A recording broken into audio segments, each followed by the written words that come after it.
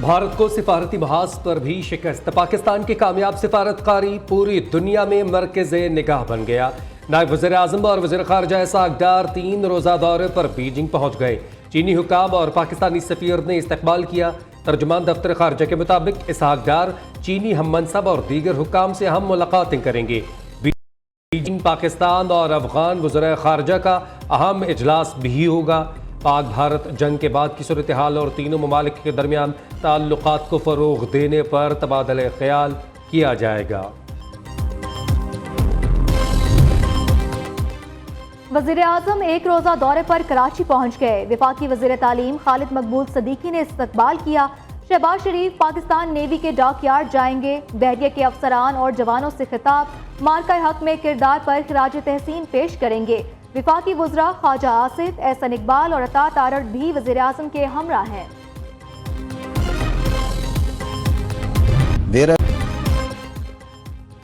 Year chief marshal Zaheer Ahmed Babar Sidhu کی squadron leader عثمان یوسف شہید کی رہائش کا آمد۔ پاک فضائیہ کے سربراہ نے سوگوار خاندان سے اظہار تعزیت کیا۔ اسکواڈرن لیڈر عثمان یوسف شہید کو خراج عقیدت پیش کیا گیا۔ سربراہ پاک فضائیہ کا CMH راولپنڈی کا بھی دورہ، آپریشن بنیان مرصوص میں زخمی جوانوں کی عیادت کی۔ پاکستان پر شاہین میزائل استعمال کرنے کا الزام، دفتر خارجہ کا بھارتی میڈیا کے بے بنیاد دعووں پر شدید رد عمل۔ ترجمان نے کہا پاکستان نے آپریشن بنیان مرصوص میں فتح 1 اور 2 میزائل استعمال کیے۔ بھارتی فوج نے خود اپنی جاری کردہ ویڈیو ڈیلیٹ کر دی۔ بعض بھارتی میڈیا ادارے تاحال گمراہ کن بیانیہ پھیلا رہے ہیں۔ مشرقی سرحد پر خطرات ٹلے نہیں، مزید بڑھے ہیں۔ حکومت نے بیرون ملک بھیجنے کے لیے جو وفود تشکیل دیے اس میں اپوزیشن شامل نہیں۔ حکومت کے اقدام سے اس کی تنگ نظری واضح ہے۔ تحریک انصاف کے پارلیمنٹیرینز وفد کو اپنے خرچے پر بیرون ملک بھیجیں گے۔ PTI رہنما شبلی فراز کا سینٹ اجلاس میں اظہار خیال۔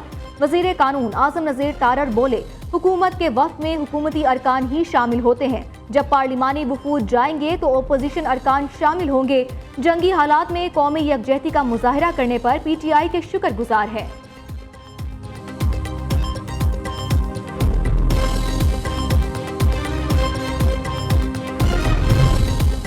PTI اور اپوزیشن اتحاد کا وزیر اعظم اور اسپیکر قومی اسمبلی کے خلاف تحریک عدم اعتماد لانے کا فیصلہ۔ بانی PTI کی عدم اعتماد کے لیے پلان تیار کرنے کی ہدایت۔ بانی PTI سے گزشتہ ہفتے وکلاء اور بہنوں نے ملاقات میں عدم اعتماد کی بات۔ بانی نے PTI قیادت اور اپوزیشن اتحاد کو فیصلے پر عمل درآمد کا اختیار دیا۔ سینٹ اجلاس میں سینیٹر انوار الحق کاکڑ اور سینیٹر کامران مرتضیٰ میں تلخ کلامی۔ رہنما JUI کا کامران مرتضیٰ نے الزام عائد کیا بلوچستان سے ایک وکیل کو فورسز نے اٹھایا۔ انوار الحق کاکڑ سینٹ میں فورسز کے نمائندے بن گئے ہیں۔ سینیٹر انوار الحق نے رد عمل دیتے ہوئے کہا یہ کیا بات ہوئی، بغیر ثبوت الزام لگا دیں، کون سی فورسز نے وکیل اٹھایا ہے، جا کر مقدمہ درج کروائیں۔ پاکستان اور چین کا دفاعی تعاون جنگی برتری میں تبدیل۔ عالمی میڈیا کا پاک چین تعاون کے سامنے بھارت کی بے بسی کا اعتراف۔ ٹیکنالوجی کی برتری اور پاکستان کی عسکری کامیابی کا اعتراف کیا۔ دی اکانومسٹ کے مطابق جدید چینی ٹیکنالوجی سے لیس پاکستانی افواج نے حکمت عملی سے بھارت کی عسکری منصوبہ بندی کو بری طرح ناکام بنایا۔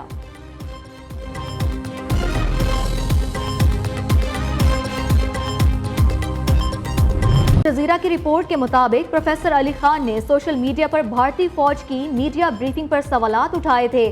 مسلمان پروفیسر نے BJP کی نفرت انگیز مہم کا سامنا کرنے والوں کے حق میں آواز اٹھانے کی بھی اپیل کی تھی۔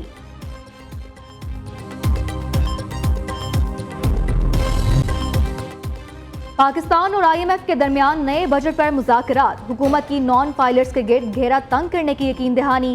نان فائلرز کے لیے گاڑیاں جائیداد کی خریداری پر پابندی ہوگی۔ ذرائع FBR کے مطابق نان فائلرز مالی لین دین کی ٹرانزیکشن نہیں کر سکیں گے۔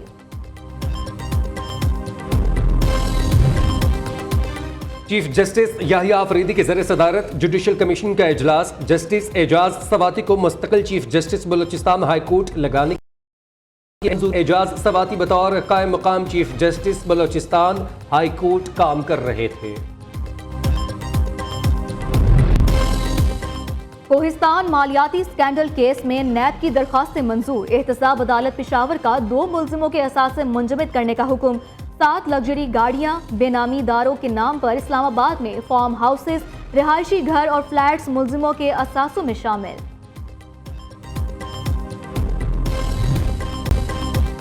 پشاور میں 2 خاندانوں کا جھگڑا 6 جانیں لے گیا، نواحی علاقے ارمٹ میں مخالفین کی رات کے فضل امین کے گھر میں گھس کر فائرنگ، 2 بچے 2 خواتین سمیت 6 افراد جاں بحق۔ اسرائیلی فوج کی غزہ میں شدید بمباری،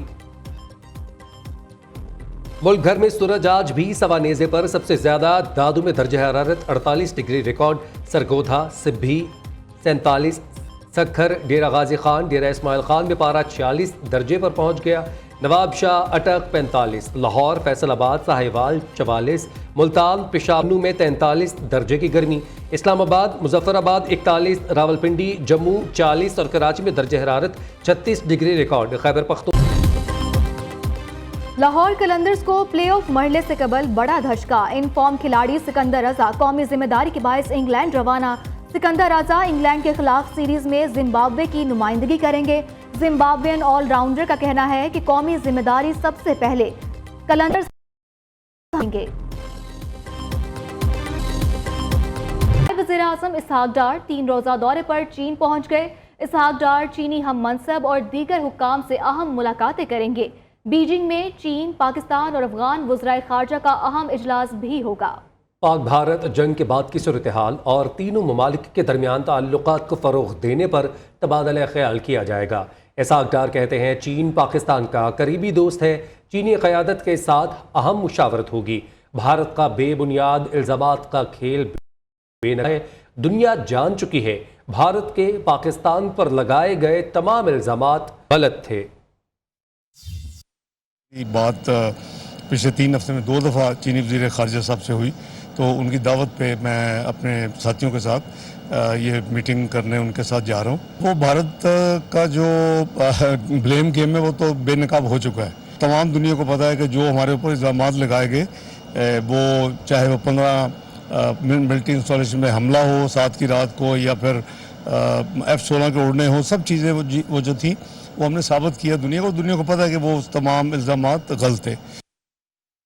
ایئرپورٹ پہنچنے پر استقبال کیا، شہباز شریف پاکستان نیوی کے ڈاک یارڈ جائیں گے، بحریہ کے افسران اور جوانوں سے خطاب، مارکہ حق میں کردار پر خراج تحسین پیش کریں گے، وفاقی وزراء خواجہ آصف، احسن اقبال اور عطا تارڑ بھی وزیر اعظم کے ہمراہ ہیں، وزیر اعظم شہباز شریف گورنر اور ملاقات کریں گے۔